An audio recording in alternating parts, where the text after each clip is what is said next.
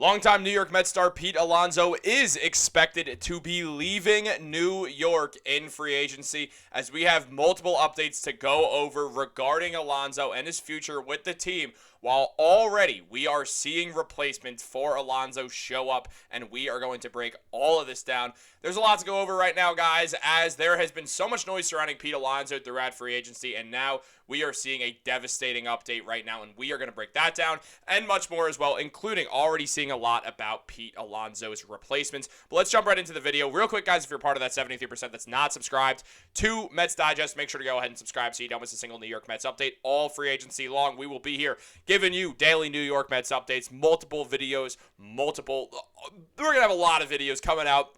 More than one a day for sure. We're going to have multiple videos out every single day starting very soon, even today. So you don't want to miss out on all the great content, but let's jump right into the video, guys. There is a lot to discuss on the Mets right now because Pete Alonso's free agency has been one of the biggest storylines surrounding the team thus far, and we are seeing a whole lot of reports indicate that Alonso's future is not in New York with the Mets. It's not expected to be in New York with the Yankees either. That's not the way I started to phrase that. It kind of sounded like that, but it sounds like all signs are pointing to Pete Alonso moving on to a new team. And guys, we're going to jump right into this report right here.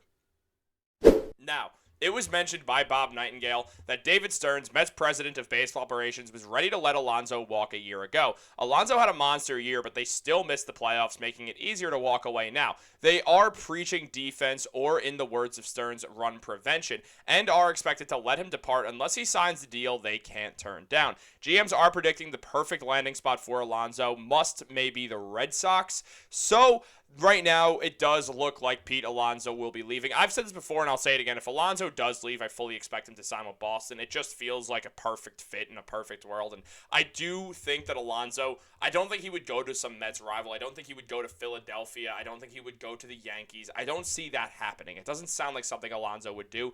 But also, he's going to chase the money. And honestly, it's kind of hard to argue with the man for trying to chase the money. He's been looking for the bag, and now he has a chance to really go out there and get it. He just had a phenomenal year, and he needs to capitalize now, or he'll never get that long-term contract he's searching for. If he doesn't this season, it's literally never going to happen. So Alonso, with a 272 batting average last season and 38 home runs to go along with an 871 OPS and a slugging percentage of 524, he was above average across the board this season. Pete was absolutely excellent with the Mets and has 264 career home runs with the Mets, the most of any single player in team history. So we know Pete Alonso is an absolute just gem for the Mets. He's a great leader for the team. He's really been someone who has just been a staple of the Mets for so long now that witnessing a Mets team without Pete Alonso just feels weird. But now we're starting to actually enter into that reality, a reality where Alonso will be gone, and the expected guy to take over at first base already has been pegged as Mark Vientos. Now, Vientos, he cannot be a designated hitter. He's not a strong enough hitter. I knew he got better after the All-Star break. I'm not saying he didn't. His OPS hit a 758 after the All-Star break, which is a little bit above average. But you want better out of your DH. Vientos had a 233 batting average and a 702 OPS last season. He was not a good DH, one of the worst DHs in baseball, and he can field, so putting him at first base does give the Mets a good fielding first baseman, which they want. They want that run prevention. David Stearns has made that very, very, very clear. So as long as it's the case, we are likely to see a situation like that happen. However, the Mets, there has been a whole lot of discussion surrounding Alonso, as mentioned by Andy Martino, who said, in terms of attachment to the Mets, Stearns is one of you, and like you, he knows Alonso delivered on an outstanding offensive season in 2025 and a subpar defensive campaign. Unlike you, Stearns' job, an element of his dream job, by the way, is to decide how many years and dollars that is worth to the franchise, and to avoid a contract that will end up hurting the team he loves. An oft-repeated inaccuracy is that Stearns did not want to sign Alonso last winter, and that Steve Cohen did. My information, as Martino mentioned, was that always the two were aligned on wanting the player, but fearing the downside of a long-term commitment. They were both happy to have Alonso on the team in 2025, which, in fairness, he almost certainly would not have been had any other club offered him a 4 or 5 year contract. Alonso re-signed with the Mets on a 2-year deal that included the inevitable opt-out after year 1. Now, Martino also continued by saying, "My hunch is that both Stearns and Cohen would be happy to welcome Alonso back in 2026, albeit with a significant increase in at-bats as the designated hitter. They like the person and the ball player, but what they don't want is a guy who is just not a good fielder." That's the big thing about Alonso. Signing Pete Alonso is very much, there's good and there's bad about it, to a long-term contract. The good is that he's one of the best hitters in baseball. He's one of the best power hitters in the league, and on top of that has started hitting for better contact as well. The problem is it sort of ends there. He's not a good fielder. He's not a good base runner, and already at 30, not being a good fielder or base runner and being a first baseman, he's really kicking the door down of DHing soon. Now, that's an issue because Juan Soto's not a good fielder either, and Soto is likely going to become the Mets DH sooner rather than later as well. So the Mets have to decide, how long are we keeping Soto in right field in this case? I mean, he's got a good arm, but he's not a great fielder outside of that arm. And do we end up one day moving Soto to first base? What exactly is the next course of action for the Mets at first base? Well, there's a few different options here. Here's one of them. Cody Bellinger is an option here. Cody Bellinger can play first base, played it a lot more with the Cubs than he did with the Yankees.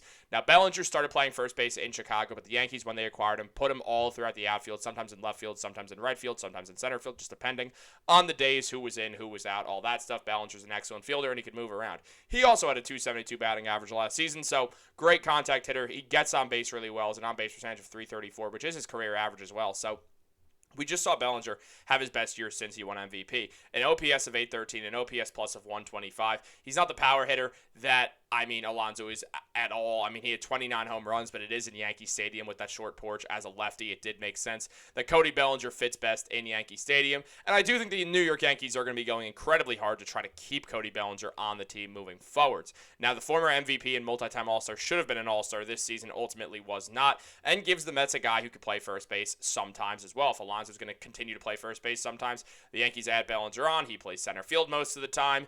Yet you keep Nimmo in left. You have Soto in right. And then some days when you want to DH Pete Alonso, you could put Bellinger there and have excellent fielding at that first base spot, and you figure out what you want to do with that center field spot later on, whether that's eventually adding on Brendan Sparat from the minor leagues, which does feel like the long-term center field plan, which does mean that Bellinger goes out to center field and then would become a first baseman for the Mets down the line, a move that does make some sense, but also arguably the best part of Cody Bellinger's game outside of getting on base is his fielding. His fielding has an argument to be his best part of his game, so when we consider that, do we really want to sign an outfielder who's an electric fielder just to move him to first base, where of course he's going to be one of the best fielding first basemen in the MLB. He's already shown that he will be, but at the same time, it does feel like paying someone nearly $30 million to become a first baseman when they have the fielding ability to play any outfield spot. Just feels like a bit of a waste of money right here. So it is sort of this difficult situation. Now, also, there's other options. Josh Naylor gives a contact option who's not going to hit with power, but does give incredible base running and a lot of contact hitting. So Josh Naylor's an option as well. There's other options out here. Now, Alonso, he was predicted recently by Sports Illustrated to sign with the Boston Red Sox. This has been where all the noise has been going recently, and fans have been split on if they want Alonso back or not, with fans saying that he hasn't been the problem and that he's currently just not a winning player, apparently, and even though he had one of the clutchest home runs in franchise history, not his fault. The pitching sucked in 2025, which is true. The pitching was terrible. That's why the Mets didn't make the playoffs. We all know it. And other fans saying, please sign him. He's done so much for the organization, including fans coming to games to see him. The revenue for you is important, right? Then get Pete what he wants, but at the same time, it's a lot more complicated than that. The Mets will continue to have revenue regardless of Pete Alonso because, well, Juan Soto's there and other great stars will be coming to the Mets as well. And then other people saying that Pete Alonso fans will tell them that Pete was not very good from mid-June after having a 1,000 OPS in mid-June and finishing with an 870, and you'd rather not bring him back for a big contract because of his age and defensive liabilities. Fans are all over the place on Alonso, and just seeing the report about him in regards to the Boston Red Sox, here is what was said. Now, Sports Illustrated said, Alonso's first foray into free agency was a humbling experience. The slugger likely entered the market last year expecting a 9-figure contract and instead ended up returning to the Mets on a 2-year, $54 million deal with an opt-out clause that he more than earned the right to exercise. The Polar Bear led the National League with 41 doubles and posted a career-high 272 batting average and an 871 OPS, his best mark since bursting onto the scene as a rookie with 53 home runs in the 2019 Juiced Ball season. By showing a better all-around offensive game, he's earned a bigger contract befitting of his stature, and the Red Sox are a team that have a ton of interest in him. I do imagine right now where things stand that Pete Alonso will likely end up with the Boston Red Sox, but I would not at all be surprised if he does get a 3 to 4 year deal with the Mets and continues at his prime there. Guys, what do you think? Let me know in the comments down below if you even want Pete Alonso back. If you do, what's the contract you want to offer him? Like this video, subscribe, turn on post notifications. Have a wonderful day, guys. I'll catch you later.